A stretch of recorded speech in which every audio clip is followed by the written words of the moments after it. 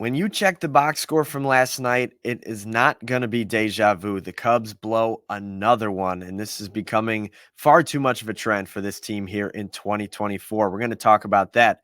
Jed Hoyer had some comments to make on the roster where some improvements might come internally and externally. We're going to get into that, as well as Pete Crow-Armstrong bringing some energy last night for the boys. Unfortunately, they came up short, but he definitely provided a spark. That and more on this edition of the Cubs Baseball Channel. Make sure to like and subscribe, ring the bell, get in the comment section, and chat us up as we talk about the Cubs here. And here is your invitation to our show.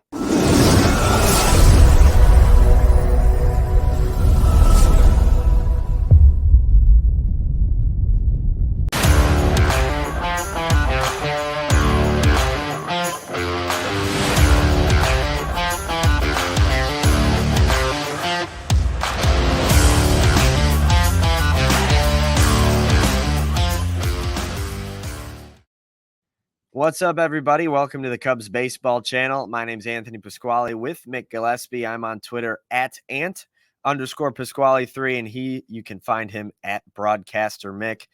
Mick, unfortunately, it's not deja vu. The Cubs blew another game last night to the Tampa Bay Rays, this time a walk-off home run clubbed off of Hector Neris in the bottom of the ninth.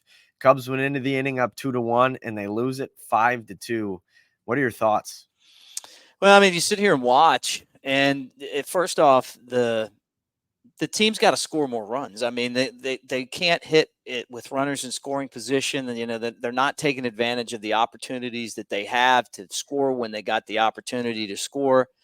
Then you get into close games, and the first run was so pivotal to me in the game, and it was just Amaya kicking, not knowing where the ball is, kicks it, allows a run to score, and it's just like that fast. A game that close is gone. And I just don't know that he's, to me, I don't know. I know everybody wanted to have him as this huge prospect. I just never saw it. I don't think he's the worst catcher in the league, but the tandem is. Yeah. And you just can't rely on them in these close games right now. But the bats concern me. The star players aren't driving in runs. This is the team that I was afraid that the Cubs were going to have last year. And then they surprised us. They surprised us. Like last year, we were like, where are they getting all this production from? Right. It just hasn't come this year. Maybe partly because of injuries. But I don't know. I mean, a lot of you guys in the comment section are like, hey, you know what? Maybe they're not that good. Yeah. Maybe they're not that good. Yeah, that seems to be the realization we're all kind of arriving to over the last couple of weeks. But you bring up a good point, as the Cubs kind of overachieved last year, but their overachieving still missed the playoffs. But you had an organization that banked on all that production that you got last year to get again, and you bring in a new manager hoping to swing some of those close games into wins. But instead of getting that production that you got last year that was supposed to be like your base production for this year, everybody's been worse than that. And the manager can't come in and fix all of that. So there's definitely some holes on this roster. And you mentioned catching. That's probably the biggest one. And I got to be honest, out of all the guys, Miguel Amaya might be the guy I'm most surprised or disappointed about, because he showed some flashes late last year that you thought, man, this guy could be our catcher for the future. And Yan Gomes had a great season last year. You had to expect a little bit of regression from him. But for them to combine to be the worst catching tandem in the league with a young pitching staff and a defense that has been struggling hurts a lot. And I got to bring this question up to you because I put it on my Twitter and I can't figure out what part of it stings more. But is it worse that the Cubs cannot add to a lead, or worse that they can't protect it? Yeah, it's a great question. And, Amaya was never a great player in the minor leagues. I'm just going to tell you that. Like, he never was. He was okay, and then he was hurt, and then he got rushed up there because there weren't a lot of other options. Mm-hmm. But catching is, and I was talking to Tony La Russa about this 2 days ago, catching is at a premium right now in baseball. I don't remember a time where there was less catching in the game than what's out there right now. And so, I get the fact that he's up there. And because there's not who are you going to replace him with, So, Mm-hmm. And then the other thing too is, and I want before I answer your question, not lost is how good the starting pitching was. They lead the league Jameson Taillon. and starts where they don't allow runs. So the shame is that 17 times this year the Cubs have a starter lead the game without giving up a run. The stat is I wonder how many of those games they blew, because they blew another one tonight. Mm-hmm. But what's more disappointing to me? I think the reason why they're having so much trouble with the bullpen is that, and this is something that Brett from Bleacher Nation said, is that the leads are always thin. They're always like this thin, and he said, when's the last time the Cubs had a blowout win? He's right. Yeah, we've talked They about it. never have blowout wins. It's always close.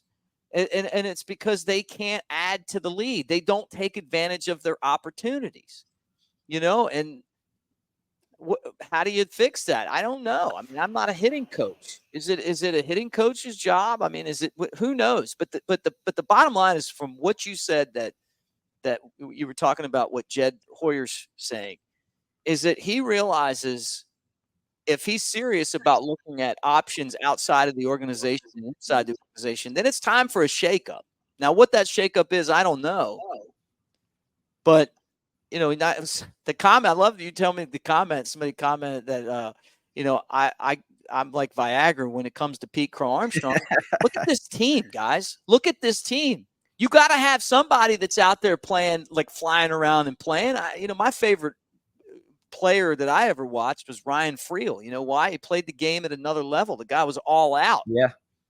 You remember when he was with the Cubs? There's a story where he was like coming off the IL, and he's in a game in Arizona, and he's like crashing into the wall, and they're like, "Hey, man, we need you to do that in the big leagues, not down here."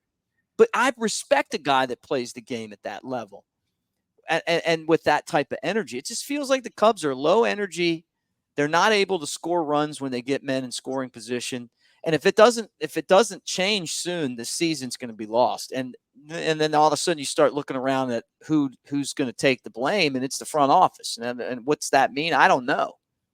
Yeah, and that's like the big thing is we talked about it the other day, is you don't want this front office to start making rash moves to try to save their job when there's a lot of different factors into all this. But going back to some of what you said, there's a few things I wanted to touch on. But I'm personally, and I think you're right, like I don't think we were coming into this season expecting an elite bullpen, but we were expecting an offense that was going to be good, especially situationally, with all those veterans that are here to put the ball in play. And that's the part to me that's frustrating, is like you talked about Greg Maddux on one of our first watch parties when he said, if I'm up by 7, I could give up 6. Oh, yeah.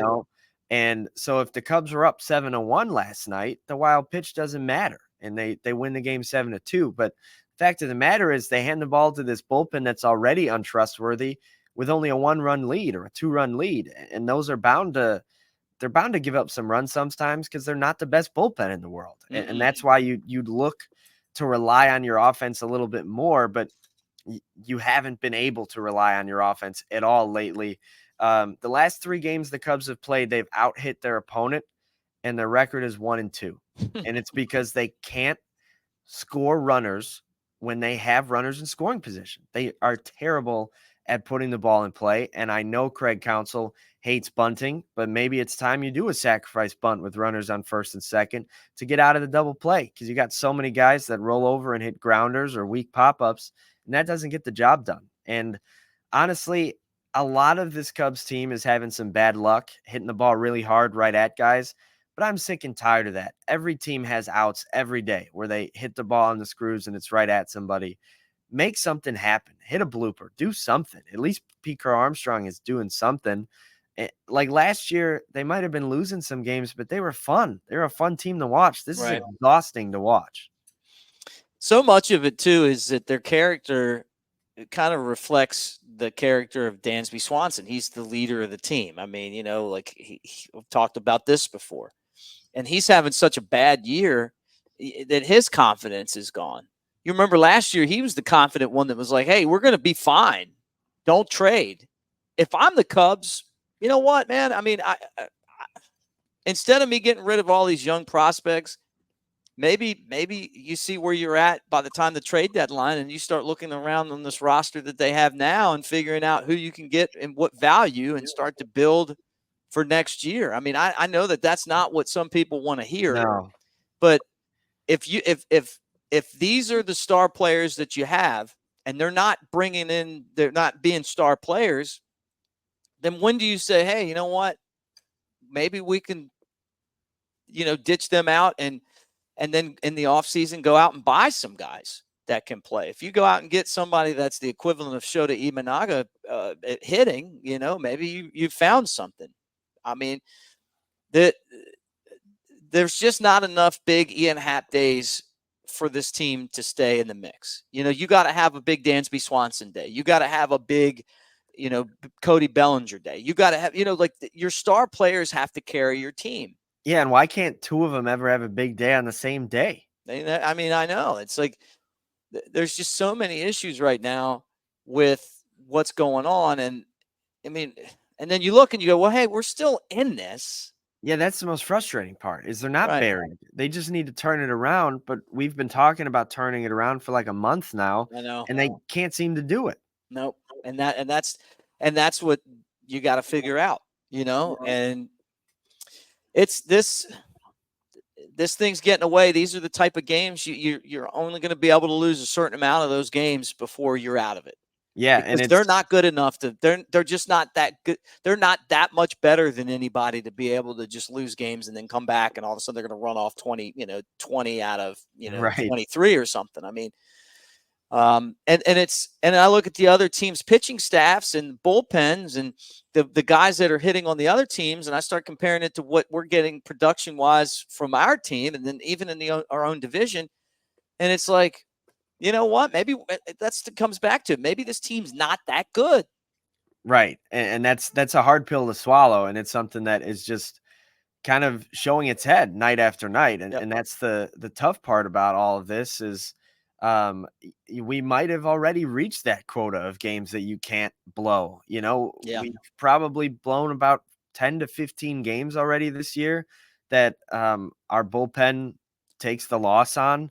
And it's one of those things that, sure, if you had, half of those as wins, you'd be near first place in this division. But by the end of the season, you're not going to get half of those back. And you might miss the playoffs because you didn't win these games in May and June. And we might have reached that number. Who knows what it'll end up being. But officially, it's Hector Neris that takes the loss yesterday. That's his third blown save. And the other night, we were just talking about how he finally pitched his first clean inning, and it should be a step in the right direction for him. And he turned in probably his worst performance yet. Yeah. The game was gone so fast. It was just gone so fast. Like the double, and then I don't know.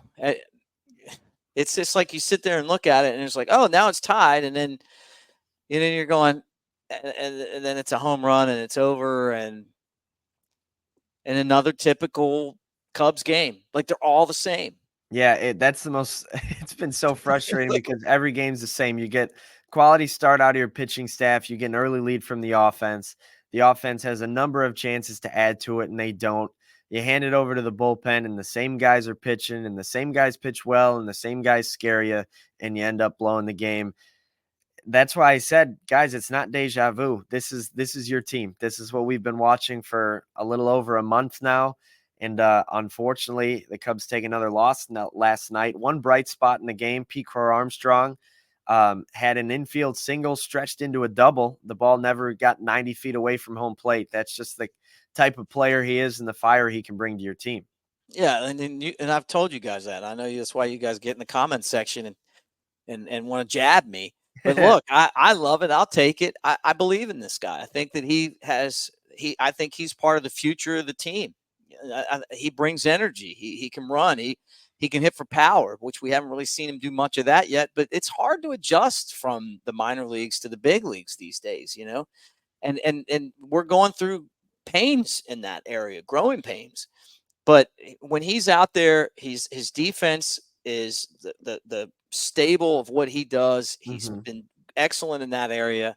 Now we're starting to see him run the bases, and you guys haven't even seen anything yet. I mean, I watched this guy play a ton of games, and he can be a difference maker. He can be a pest. Maybe this is that leadoff guy that the Cubs haven't had since Dexter Fowler, right? Yeah. Juan Pierre. I mean, but in a different way, But I don't know. All I know is that this team plays like they're sleepwalking, and this is a guy that comes out there and lights a spark. And I would like to see more guys like that. And I know the next thing you're going to talk about is Luis Vazquez in Tampa, but Nico not going on the IL. I just don't get this. Yeah. And what's up with that? It's the second time that we're doing this with Nico. Yeah, it's some more deja vu. But before we get into that, I'm going to bring back a point that you said a few weeks ago.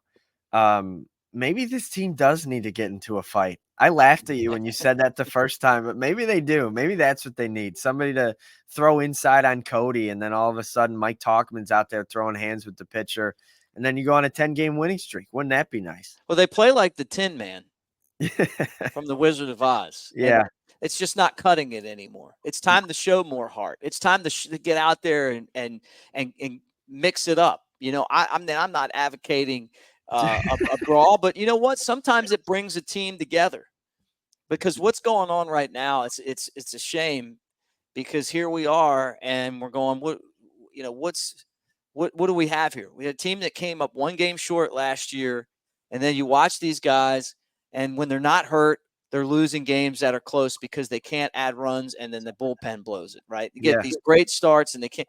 But it just doesn't. I mean, you're right. It just maybe a little fisticuff would get them going. I mean, look, the Brewers, they get in fights with everybody, and they're running away with the division.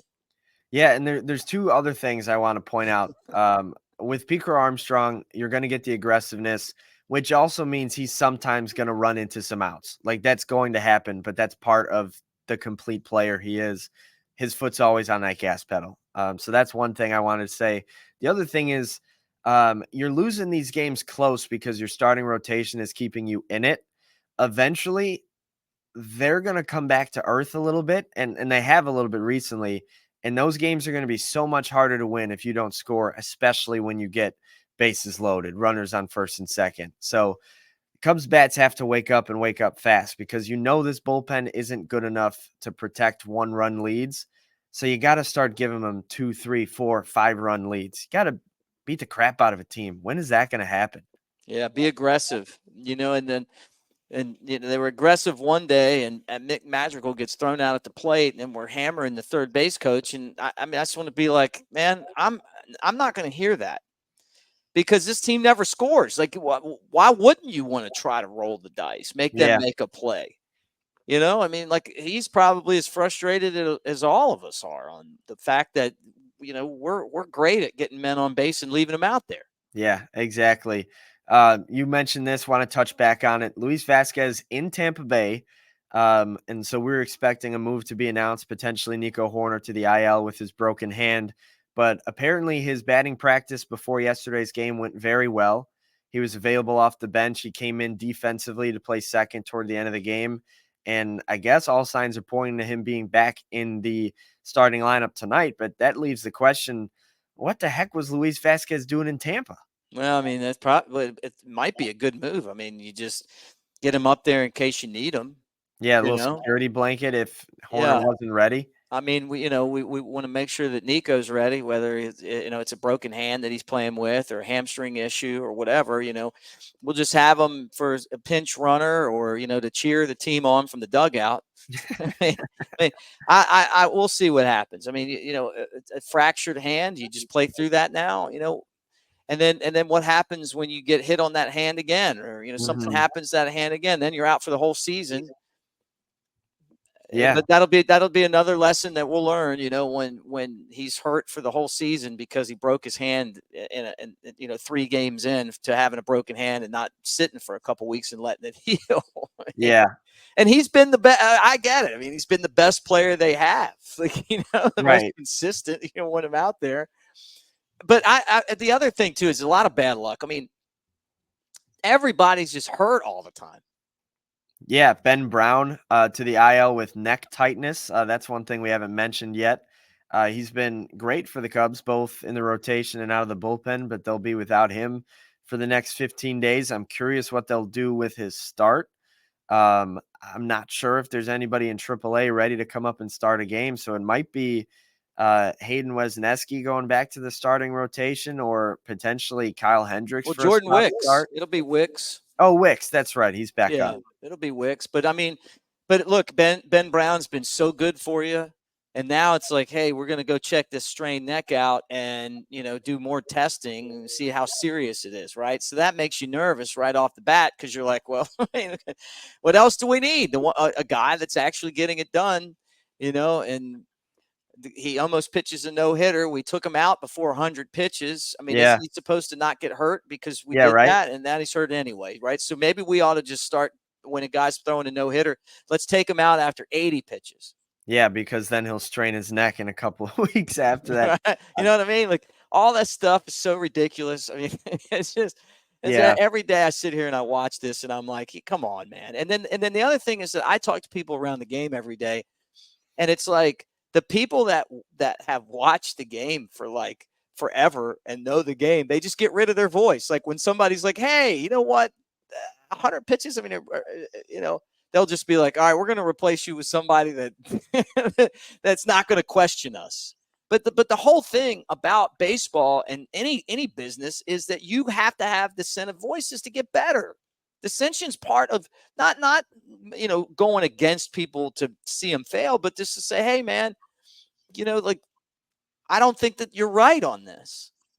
Yeah, exactly. I agree with you there, and it'll be interesting to see how the Cubs respond with Ben Brown. Hopefully, we see him back in the big league soon. I want to touch before we go on a few comments Jed Hoyer made. The first one was that he told the media we'll be on the lookout for all sorts of upgrades as the trade deadline approaches in a little over a month. And the other thing he said, for the Cubs to get back to where they want to be, improvements have to come internally. Like, you're paying Cody Bellinger and Ian Happ and Dansby Swanson and Seiya Suzuki way too much money to not be producing. And sure, the Cubs can go out and make a move, but if you're not getting any production out of that core who you're paying to produce, you're not going to get anywhere. So I think Jed's right here. Like, there has to be some type of improvement internally just with those guys that you're paying, because you're not going to go out and trade for a shortstop. You have one. You're paying $25 million for one. Mm-hmm. He just has to be better. You're not going to go get an outfielder. Your whole outfield is making almost $100 million a year. They got to start playing better. And I agree with that, but it's also encouraging to hear that they are on the lookout to improve the team. Yeah, maybe you sit. That's what happened last year with Seiya Suzuki, and he caught fire. Yeah, we thought it did sort of happen with Happ too. He sat for 2-3 days in the middle of May, and he's turned it up since. I mean, I see, Alexander Canario stroking the ball in AAA. I see Brennan Davis stroking the ball in AAA. Owen Casey. I mean, I know they're all outfielders, but how long are you going to roll with these guys that aren't getting the job done? And it's like, okay, well, you paid them, so that means that we're going to Jason Hayward the situation, and that you just get to keep playing even though you're not producing. The funny thing is, we talked about this when Dansby was at the Cubs convention, and he's yelling, hey, we need to sign Cody Bellinger, and the guy's agents wanting to get like a 7-year, $200 million contract, and he hasn't even lived up to the first year of it yet. Yeah. And that's why when I said this before, and I cringed when I saw that, and I was like kind of thinking about these days, right? Why don't you worry about you getting your hits? Why don't you worry about doing what you got to do? Because you're the guy. You got your 7-year, lifetime contract. Yeah. But you got to get it done. Don't worry about who they're signing. Now they got him signed. Maybe maybe there's somebody else that could jump in and help out. Be thankful that he's not signed for 7 years. Because imagine having 7 years of this. Is it going to get better next year, or is it going to get worse? And it's going to get worse over the course of time. But I'm frustrated with all these guys. Yeah, because you're paying them way too much money to suck every day. Yeah, and that's the whole thing. Like, try not to suck. Isn't that what our old manager said? Exactly. Try not to suck. And it's one of those things, like, the part that is so frustrating is that you can't place the blame on any one guy, because it's the whole lineup sucking every day. Collective effort. Yeah, I mean, and I'm going to put it on Dansby first, because he's the team leader. He hit the one home run, and it was like they're interviewing him on Marquee, and it's like you would have thought, like, man, you got to act like watch Derek Jeter. And I hate the Yankees, but you watch Derek Jeter. Always didn't matter what was going on. The guy, yeah, right. Always just had that I got this feeling. Yeah. I don't feel like that with Dansby. Yeah. He had an interview one time, and they asked him if there's any type of gratification losing in the World Series versus not making the playoffs. And he's like, what do you mean we lost? Like, if you don't win the World Series, the season's a failure. And he was like, I'm a competitive guy. If I race you down the street, I'm going to beat you. Like, that's the type of guy you want on your team. I understand, he's a Yankee. Everybody hates the Yankees. But when he was on the team, they won, and they won a lot. And that's what you want to do. Like, if you ask Dansby Swanson if he could have the career of Derek Jeter, would he take it? Hell yeah, he'd take it. Yeah. 4 or 5 World Series. Like, that's what you want to do. And part of it is having that attitude that when I show up to the ballpark, nobody's going to beat me. And right now, when the Cubs show up to the ballpark, everybody's beating them. Yeah, right. No, I agree. And look, I hope that we come back in a couple weeks and they've got this thing going and we're like, hey, you know what? It's Dansby. I'm not cheering against him or any of these guys. No, I love Dansby. But I'm just saying, like, it starts with him. He's the team leader. Yeah. Like, and he's got so much warning track power. I mean, how many times does he hit the ball and you're like, the whole lineup is just peppering the warning track day after day. Yeah. So maybe some of this is bad luck, but I just think it starts with him. I think they need a little bit more confidence. I think you're right. Maybe it is a fight. Maybe something's got to happen to we need a light a fire under their asses. I mean, sorry, I know I don't cut, but look, I'm telling you, that's what has to happen. And if it doesn't happen, then there's going to be some tough decisions that have to be made that none of us want to see made. Yeah, exactly. And I guess staring up and seeing a 7.5 game hole in between the Brewers isn't enough to put that spark under your ass. So hopefully something else does soon. And you're right. It is a mixture of bad luck, but at the bottom line, they do have to be better. But the good thing about baseball is they play every day. So they have a chance to be better today. They play the Cubs play the Rays, I should say, at 5:50, another interesting start time. The good thing is, and it won't be midnight when the game ends, the Cubs have one of their stoppers and potential all-stars on the mound, Javier Assad. It's been excellent this season, 4-2 with a 2.74 ERA up against Aaron Savali, I believe is how you say it. 2-5 with a 5.51 ERA. So Tampa has had a history of churning out great pitchers. This season, not as much as before, and hopefully the Cubs can put some runs up today. Let's go. Let's get some runs. Have you ever heard anybody say that before? Yeah, let's get some runs. Let's just get some runs. All right, that's our show, and that's the plan for the Cubs today. Just get some runs. That's all we're hoping for out of the Cubs. So make sure to like and subscribe. Jump in the comment section. How would you fix this team? Is there a fix to this team? We sure hope there is, because we do not want to send another season down the drain. They're the Chicago Cubs after all, and they're our favorite team and your favorite team. So hopefully tomorrow we've got a win to talk about. For Mick, I'm Anthony. We will see you soon.